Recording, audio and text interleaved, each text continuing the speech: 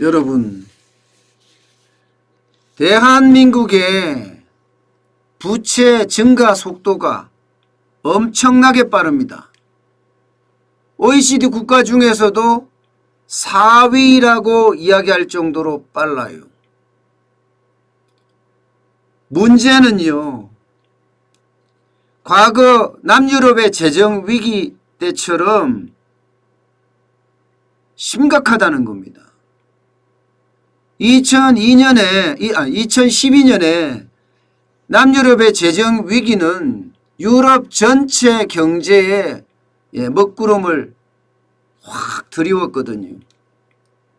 그때만큼 대한민국의 빚의 증가 속도가 빠르다는 이야기예요. 남유럽 국가들보다도 훨씬 빠르다, 이렇게 지금 나오고 있습니다. 이게 어쩌면요, 우리 경제에 엄청난 치명타를 주지 않을까, 그런 우려까지 들고 있습니다. 보시는 것처럼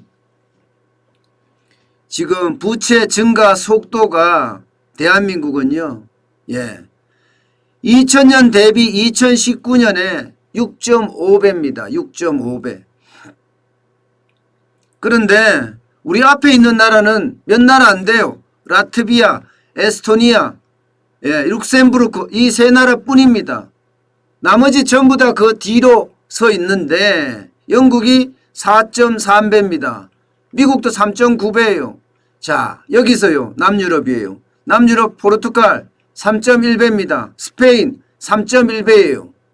일본도 1.9배, 이탈리아도 1.8배밖에 안 되는데 대한민국의 빚의 증가 속도는 굉장히 빠르다는 이야기예요. 빚이 이만큼 빨리 늘어난다는 것은요, 자칫 잘못하면 위기도 그만큼 빨리 온다는 이야기입니다. 2000년에 대한민국의 나라 빚은요 111조 2천억 원이었습니다. 그런데 2019년에 나라 빚은 723조 2천억 원이에요. 6.5배나 늘은 겁니다. 이렇게 빠른 증가 속도는요, 어찌 보면요, 이게 엄청난 충격을 줄 수도 있다는 겁니다. 엄청난 충격을.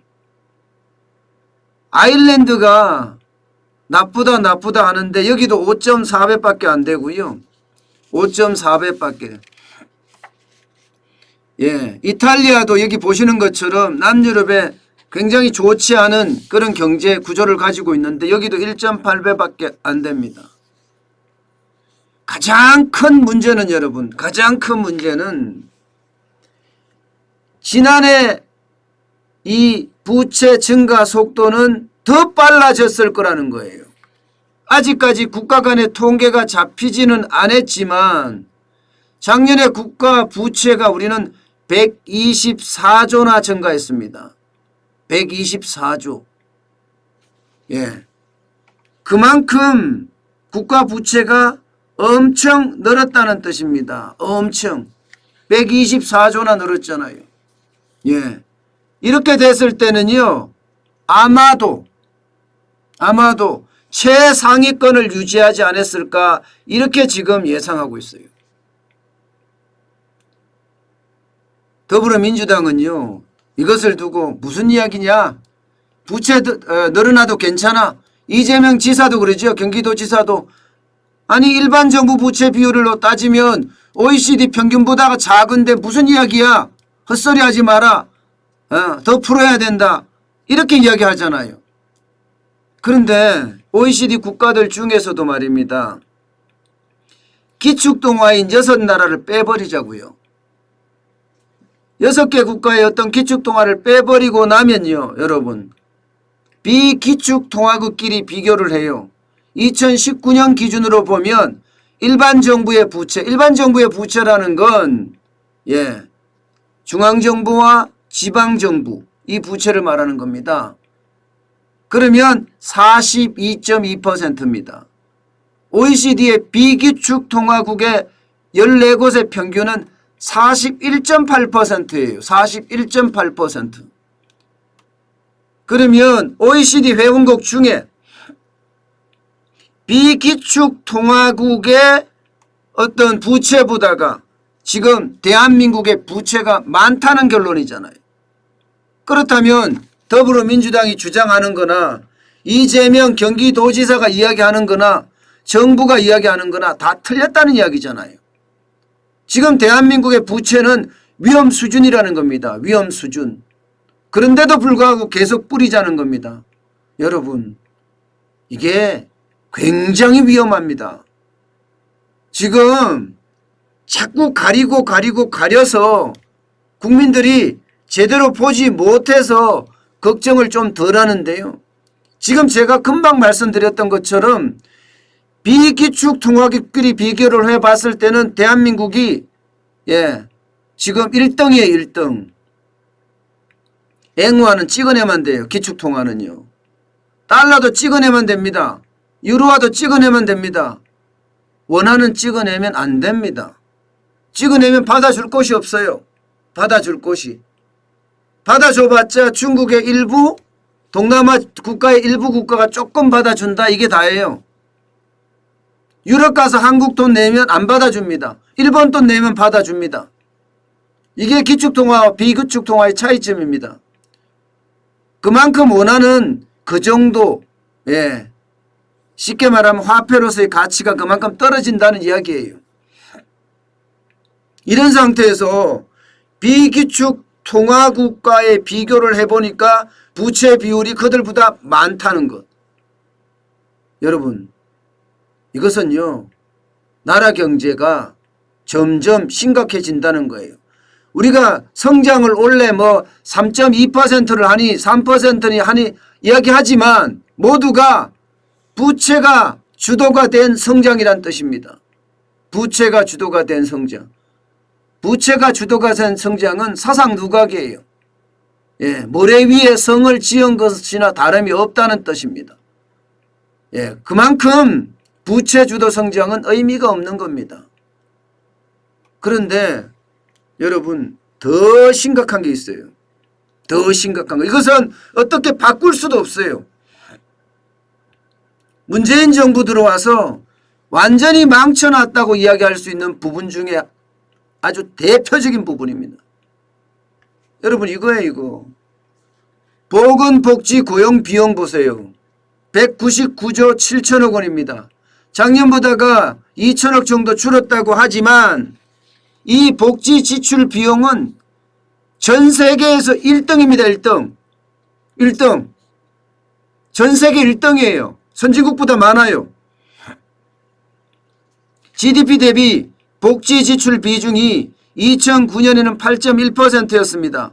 그런데 2019년에는요. 12.2%예요. 증가폭이 4.4%입니다. 증가폭이. 노르웨이가 2.8%포인트거든요. 핀란드가 2.1%포인트. 복지 강국도 제쳤어요. 우리는 4.4%까지 올라갔습니다. OECD 1위예요. OECD 1위. 그만큼 복지에 관련된 지출이 지금 엄청나다는 이야기입니다.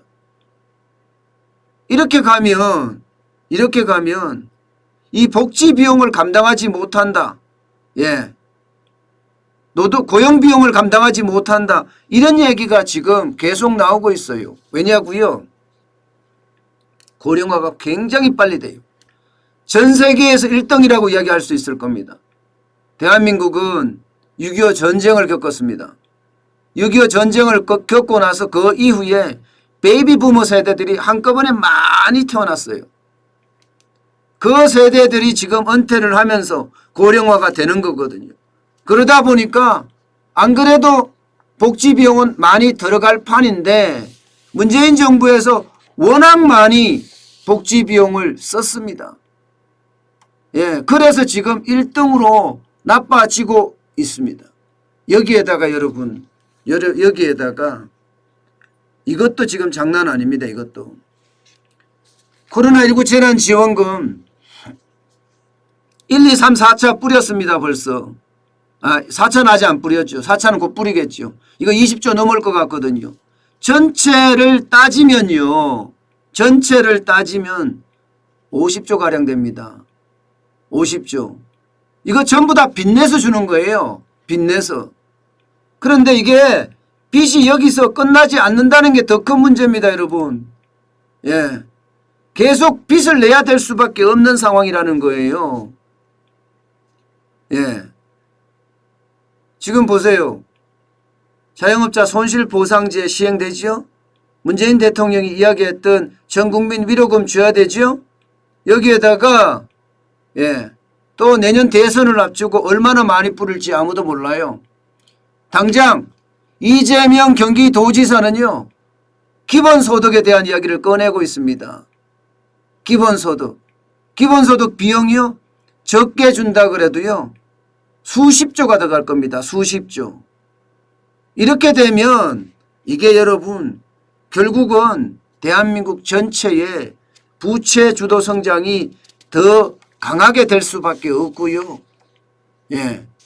이 부채 주도 성장은 대한민국의 성장을 완전히 갉아먹을 겁니다. 그 어느 때보다가 이 부채 주도 성장은요. 대한민국의 신용 등급까지도 완전히 떨어뜨릴 가능성이 큽니다. 자, 이렇게 두고 봤을 때 그리스가 좌파 정부가 들어서면서 퍼주기 시작했죠. 그래서 어떻게 됐습니까? 그리스는요. 예, 유럽의 길이나라고 이야기했습니다. 그만큼 그리스의 경제는 관광 위주의 산업에 해운업을 발달시키면서 제조업까지 예, 점점 향상시켜서 잘 나가던 나라였습니다. 그런 나라가 지금은 그리스가 유럽의 문제아가 됐어요. 그동안 좌파 정부가 들어서면서 퍼주기를 엄청 했거든요. 심지어는 국가 회계까지 조작해가면서 퍼줬어요. 권력을 유지하기 위해서. 그러다 보니까 그리스는 남유럽의 재정위기의 핵심이었습니다. 가짜를 예, 회계로 잡았거든요.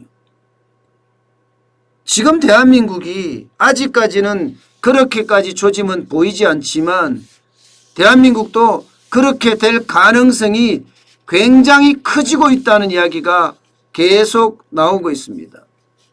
왜냐고요? 향후 5년간 국가 채무를 지금 잡고 있잖아요. 예. 이게 2022년에는 52.3%가 되고 2023년에는 56.1%가 되고 2024년에는 59.7%가 된다고 하잖아요. 그런데 이것도 가소평가했다는 겁니다.